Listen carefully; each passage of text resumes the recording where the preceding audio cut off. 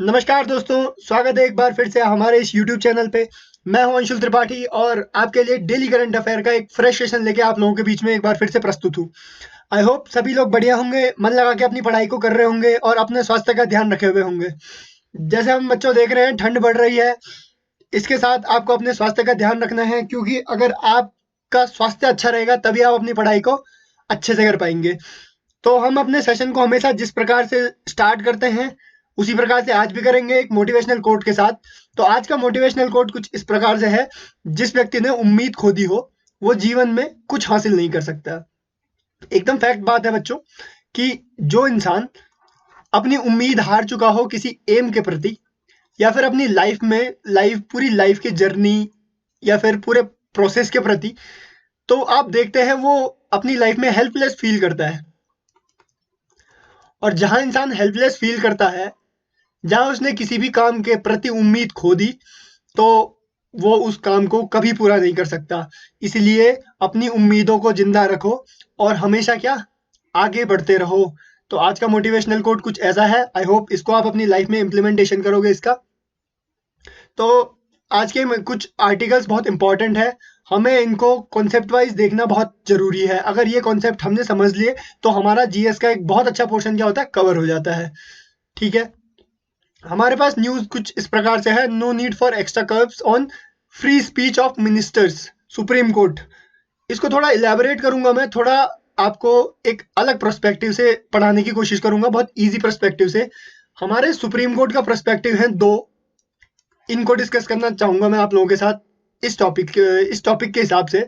लेकिन सबसे पहले हम थोड़ा कुछ बैकग्राउंड से स्टार्ट करते हैं। हमारे पास कुछ फंडामेंटल राइट्स हैं। फंडामेंटल राइट्स हमारे पास, जिसमें से एक बहुत इंपॉर्टेंट है फ्रीडम ऑफ स्पीच। ठीक है, फ्रीडम ऑफ स्पीच, आपको बोलने की स्वतंत्रता है। आर्टिकल 19 के अंदर आता है ये हमारे पास। ठीक है, तो इसी से रिलेटेड कुछ बात है। हमारे कुछ एमएलए एमपी, इन्होंने क्या कर दिया, इन्होंने बाहर, ये बात ध्यान रखना, बाहर बोल रहा हूं मैं, पार्लियामेंट में नहीं, बाहर बाहर कहीं समाज में जाके या सोशली जाके कोई स्टेटमेंट पास की गवर्नमेंट से रिलेटेड। ठीक है, समझ रहे हैं, किसी एमएलए या एमपी ने गवर्नमेंट से रिलेटेड कोई स्टेटमेंट पास की, वो स्टेटमेंट बिल्कुल खराब है। ठीक है, वो स्टेटमेंट खराब है, तो क्या पूरी गवर्नमेंट अकाउंटेबल है उस स्टेटमेंट को लेके?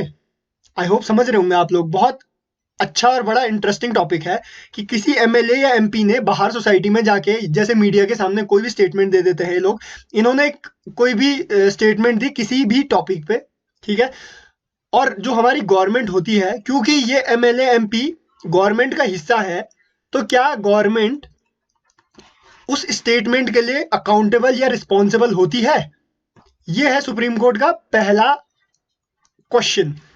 ठीक है, सुप्रीम कोर्ट के सामने पहला क्वेश्चन ये था।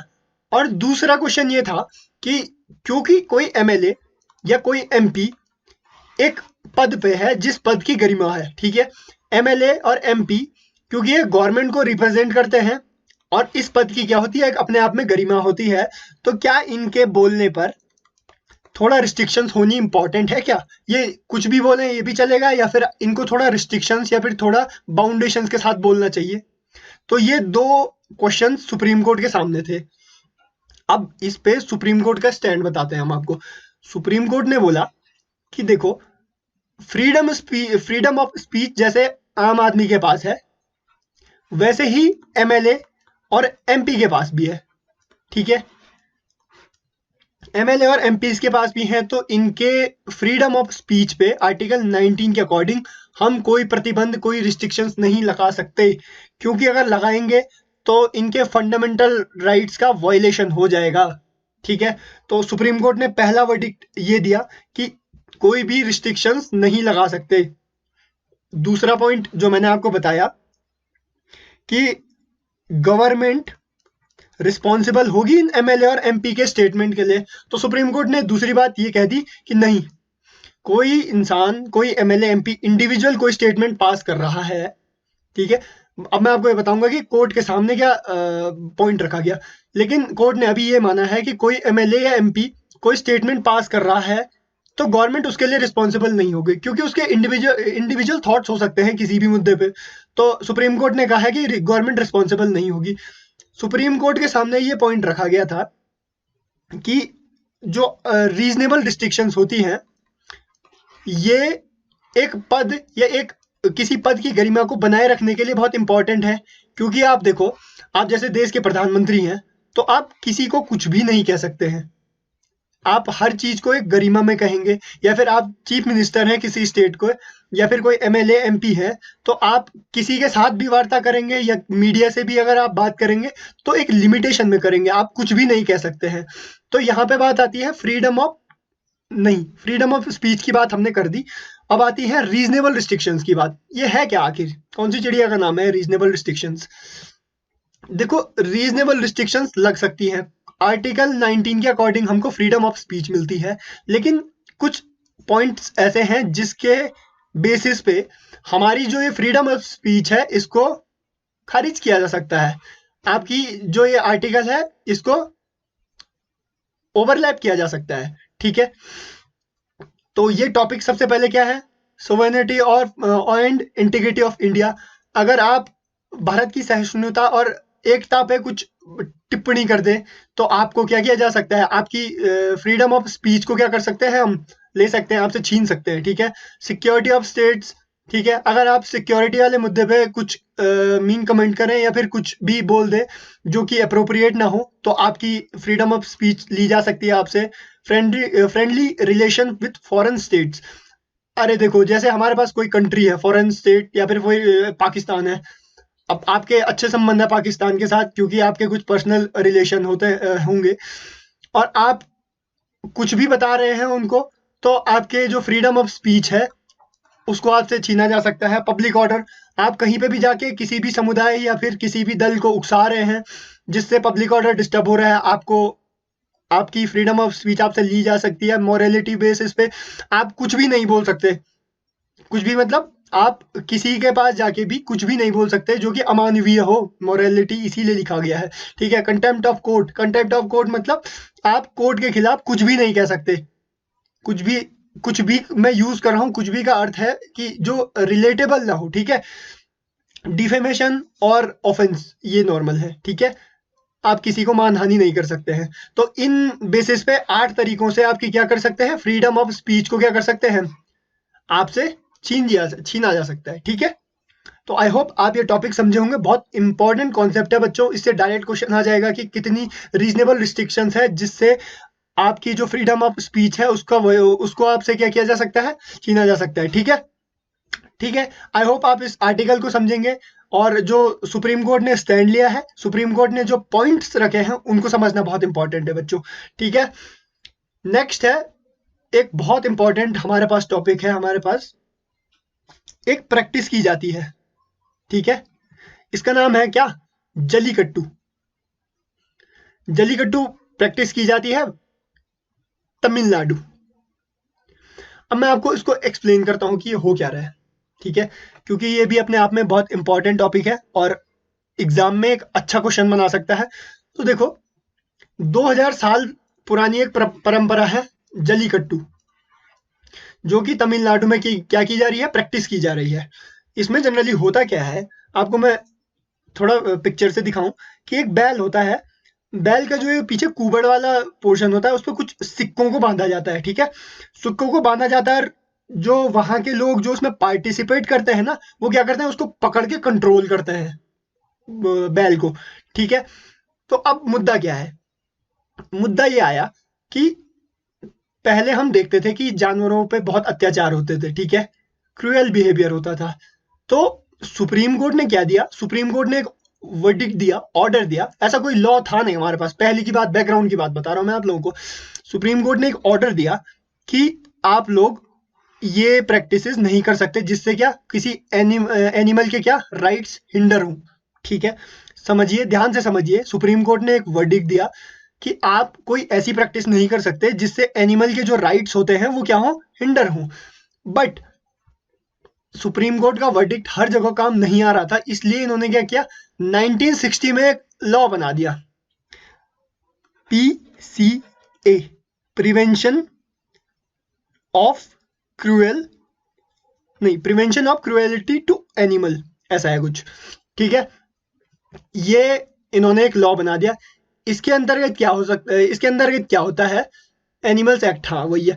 तो इसके अंदर क्या होता है कि आप किसी भी एनिमल के क्या होते हैं, राइट्स होते हैं, आप उसके खिलाफ क्रूएल बिहेवियर नहीं रख सकते, अत्याचार नहीं कर सकते जानवरों के खिलाफ भी, ठीक है।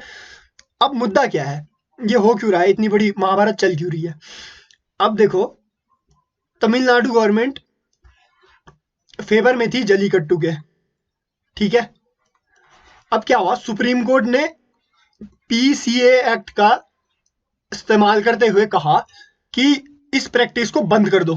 यहाँ पे क्या हो रहा है, एक एनिमल है, उसके जो राइट्स हैं उसको हिंडर किया जा रहा है, ठीक है। सुप्रीम कोर्ट ने क्या कर दिया, इस पे बैन लगा दिया, नहीं कर सकते।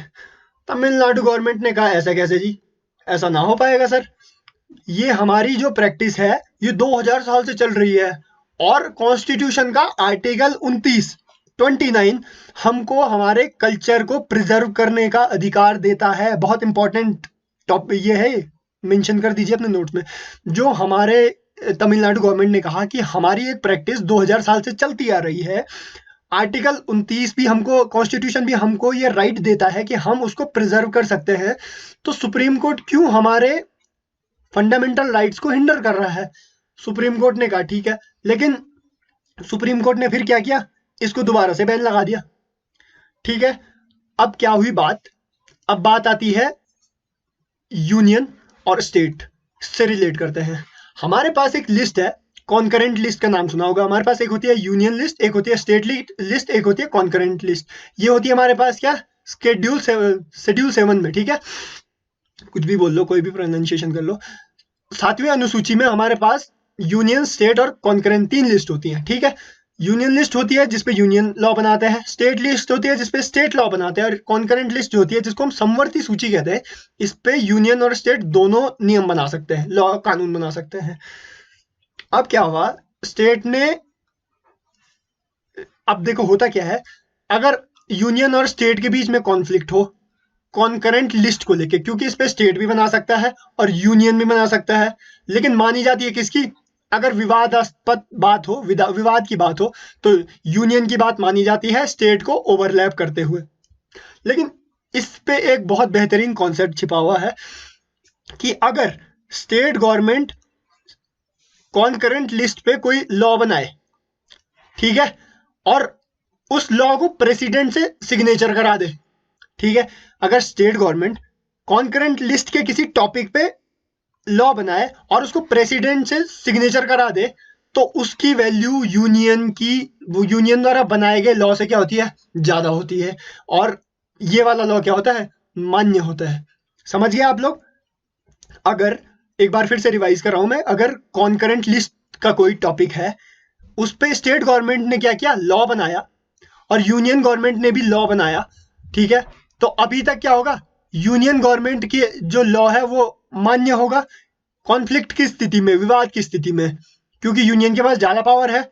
लेकिन अगर स्टेट गवर्नमेंट क्या कर दे, उस लॉ को क्या कर दे, प्रेसिडेंट से सिग्नेचर करा दे, प्रेसिडेंट से पास करा दे, तो अब इसकी वैल्यू कम होते हुए स्टेट वाले बनाए गए लॉ की वैल्यू क्या हो जाती है, ज्यादा हो जाती है, ठीक है।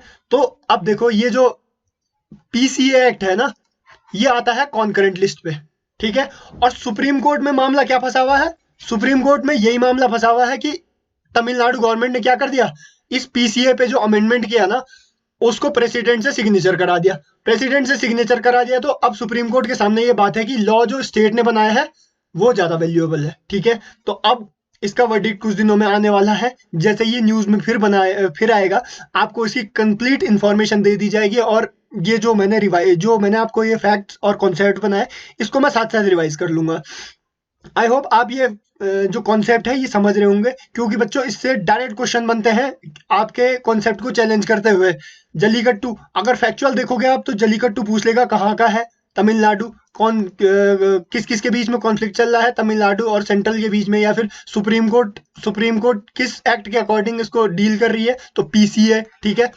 तो और ये पीसीए एक्ट कब का है, 1960 का, ठीक है। ये सब चीजें आपको ध्यान रखनी है बच्चों, ठीक है। ठीक है, थैंक यू सो मच। आप सभी लोगों को आई होप ये सेशन एंजॉय किया होगा, आपने कॉन्सेप्ट एंजॉय किए होंगे बच्चों।